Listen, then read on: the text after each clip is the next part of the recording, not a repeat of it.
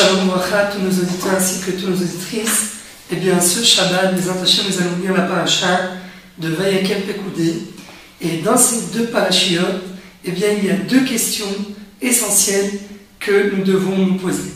La première, eh bien, c'est pourquoi, au début de la paracha, Moshe Rabbeinu réunit tout le peuple juif pour leur annoncer la mitzvah du Shabbat, seulement par rapport à la mitzvah du Shabbat, eh bien, la Torah nous dit uniquement deux petits psukim pour venir nous définir ce qu'est le Shabbat. La Torah nous dit, comme nous dit Moshe Rabbeinu, Sheshet yamim te'aseh melacha, uvayom hashvi'i lachem kodesh, Shabbat Shabbaton la'Hashem, kol ha'oseh bo melacha yumat. Pendant 6 jours vous travaillerez, le 7e jour, eh bien ce sera un jour saint pour vous, Shabbat Shabbaton pour Dieu, et tout celui qui fera un travail, eh bien mourra. Et la Torah nous rajoute un deuxième passage qui nous dit, vous n'allumerez pas le feu le jour du Shabbat dans vos maisons. C'est tout. Alors que la première question qu'on vous a posée, eh bien c'est où se trouvent les 39 travaux interdits du Shabbat. Car vous savez que le Shabbat, eh bien il n'y a pas seulement que l'interdiction d'allumer le feu pendant le Shabbat, mais il y a encore 39 autres melachot, 39 travaux interdits le Shabbat. Où sont ces travaux? Eh bien, les Chachamim nous enseignent que tous les travaux du Shabbat, qui sont interdits le Shabbat, sont déduits des travaux qui ont servi à la construction du Mishkan. Et donc la première question qui se pose, c'est pourquoi a-t-on besoin de déduire les travaux interdits du Shabbat des travaux qui ont servi à édifier le Mishkan? Deuxième question, plus en rapport avec l'essence même du Shabbat, a priori, quand on vient se poser la question sur l'essence du Shabbat, eh bien le Shabbat, c'est pas seulement de ne pas allumer le feu pendant le Shabbat. Le Shabbat, il y a quelque chose de beaucoup plus intense, beaucoup plus large par rapport à la sainteté du Shabbat. Où se trouve cette sainteté du Shabbat? Dans ces deux psukim. Pourquoi la Torah, a priori, se restreint-elle uniquement à l'interdiction d'allumer le feu le Shabbat? Le Shabbat, c'est la joie, c'est la paix au sein du foyer, c'est les retrouvailles avec sa famille, c'est bien manger, c'est beaucoup de choses. Le Shabbat, c'est pas seulement l'interdiction d'allumer le feu le Shabbat.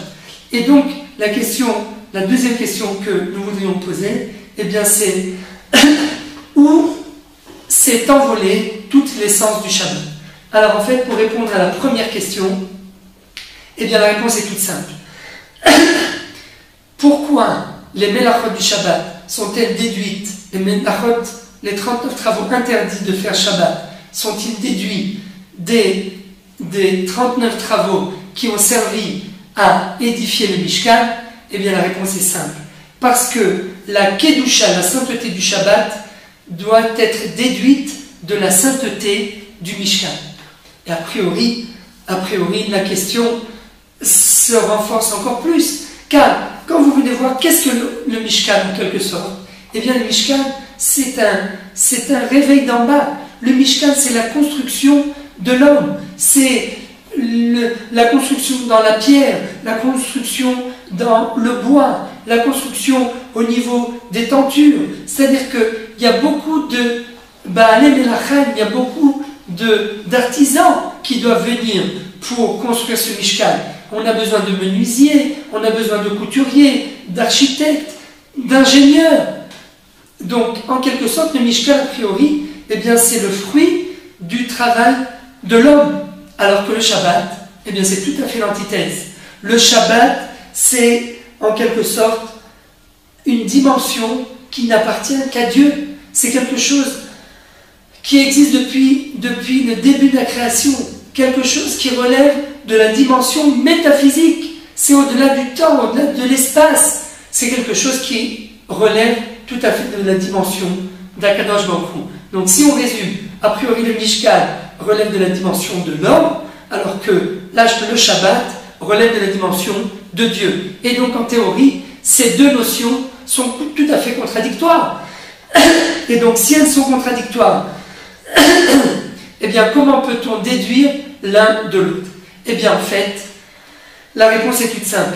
C'est exactement parce que ces deux notions sont contradictoires qu'elles doivent être déduites l'une de l'autre. Et en quelque sorte, pourquoi? Car le Shabbat, eh bien, ça représente la Emouna. La Emouna comme quoi le monde a été créé par Dieu. Et à partir de là, qu'est-ce que l'homme doit faire? Eh bien, quand il arrive au Shabbat, il doit lâcher. Il doit dire, ça y est, moi j'ai fait suffisamment de choses pendant 6 jours, et bien maintenant, si je suis vraiment conscient que tout ce que j'ai réussi à faire pendant tous les jours de la semaine appartient à Dieu, eh bien il faut que je lâche. Il faut que je me repose de toute cette activité. Et inversement,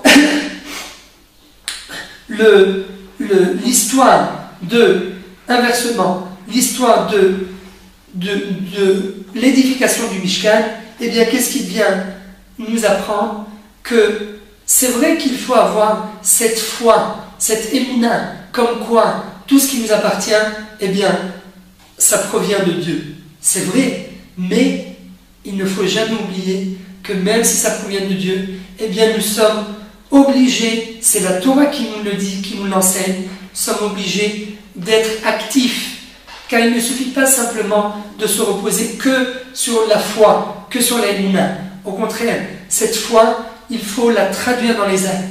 Et c'est pour cela qu'il faut, en quelque sorte aussi, agir, ce qu'on appelle la ishtadlut, l'effort humain. Il ne suffit pas seulement d'avoir la foi, encore faut-il agir dans les actes. Et c'est pour cela que l'un doit être déduit de l'autre. L'effort doit être déduit de la foi, et la foi doit être déduite de l'effort. C'est-à-dire en quelque sorte que même quand l'homme est prêt à s'annuler complètement devant la grandeur de Dieu, malgré tout, il faut quand même qu'il se rappelle qu'il doit fournir un effort. Car nous ne sommes pas des gens, nous ne sommes pas une religion qui croyons que tout est décidé d'en haut. Non, c'est vrai qu'il faut avoir la foi en Akadosh Baruch Hu, mais malgré tout, il faut quand même aussi fournir un effort. Et inversement, vice-versa, même quelqu'un qui est tout le temps, qui fournit tout le temps des efforts et qui est tout le temps actif, eh bien cet homme aussi doit se renforcer dans le domaine de la foi. Doit se dire, doit être capable de comprendre que tout ce qu'il a, que tout ce qu'un homme peut réussir à obtenir dans sa vie, eh bien ce n'est pas seulement grâce à ses propres efforts, mais c'est grâce à la main de Dieu. Et c'est cette foi que le Shabbat doit nous donner, et c'est pour cette raison que la construction du Mishkan, eh bien ne repoussez pas la construction du tabernacle, ne repoussez pas le Shabbat. Le Shabbat, eh bien on devait s'arrêter de construire le Mishkan. Pourquoi? Pour bien comprendre, pour bien avoir cette foi en Akadosh Baruch Hu qui nous dit que c'est Akadosh Baruch Hu qui a créé le monde. Et c'est d'abord le Shabbat avant la création du Mishkan. D'abord la foi avant l'œuvre de l'homme, avant le fruit de l'homme.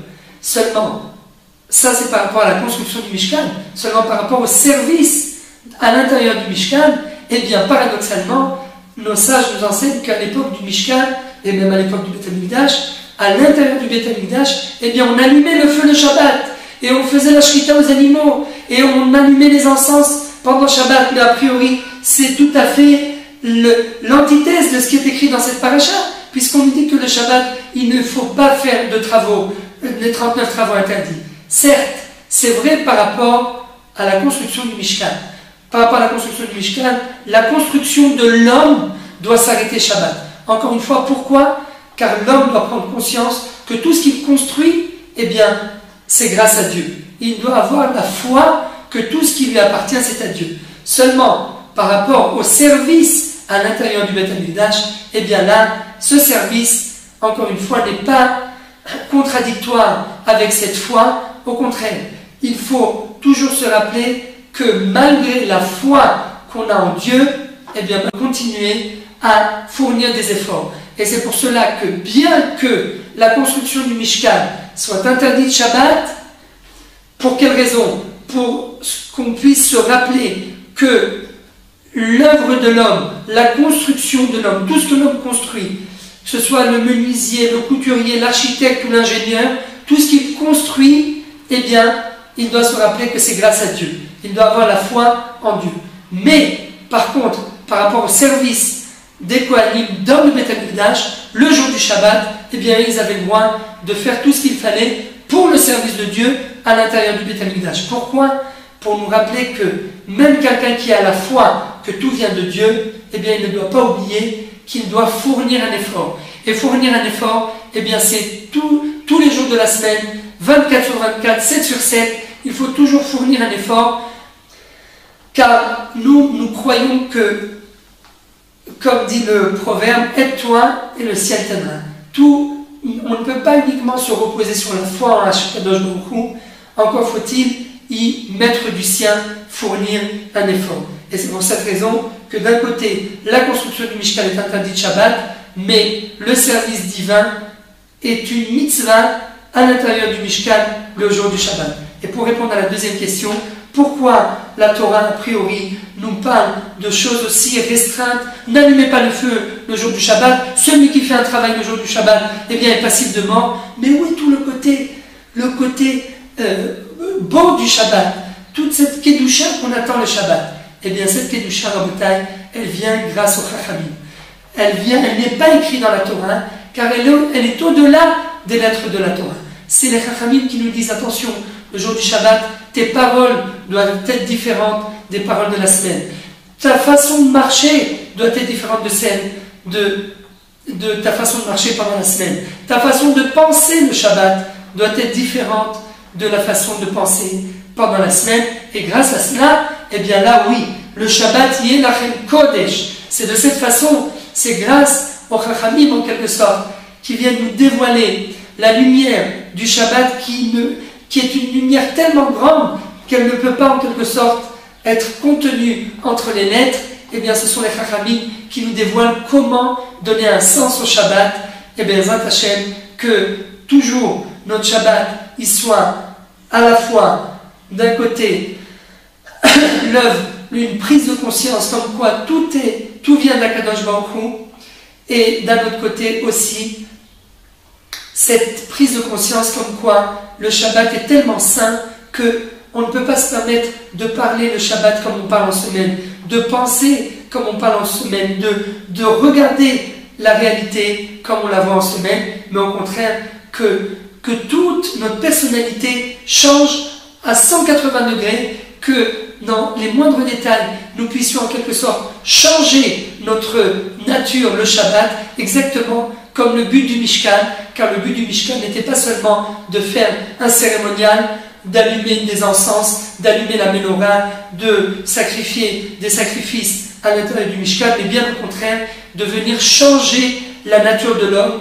à travers une prise de conscience comme quoi ce Mishkan, eh bien le but est de changer l'homme, de changer ses habitudes et de vouloir se rapprocher encore plus d'Akadosh Baruch Hu, Bezrat Hashem, que grâce à cette prise de conscience du Shabbat, grâce à la Kedusha que nous ferons rentrer chaque Shabbat, que nous ferons apparaître chaque Shabbat, grâce à cette Kedusha et à cette capacité de se métamorphoser carrément et de devenir beaucoup plus saint et beaucoup plus proche d'Akadosh Baruch Hu pendant Shabbat, eh bien, Bezrat Hashem, que nous ayons le mérite de voir de nos propres yeux le Beth Amikdash reconstruit et que là-bas aussi, nous puissions prendre encore plus conscience de ce besoin de se changer complètement, de changer nos midotes, de devenir au-delà de l'espace, pas seulement au-delà du temps grâce au Shabbat, mais aussi au-delà de l'espace grâce au Beth Amikdash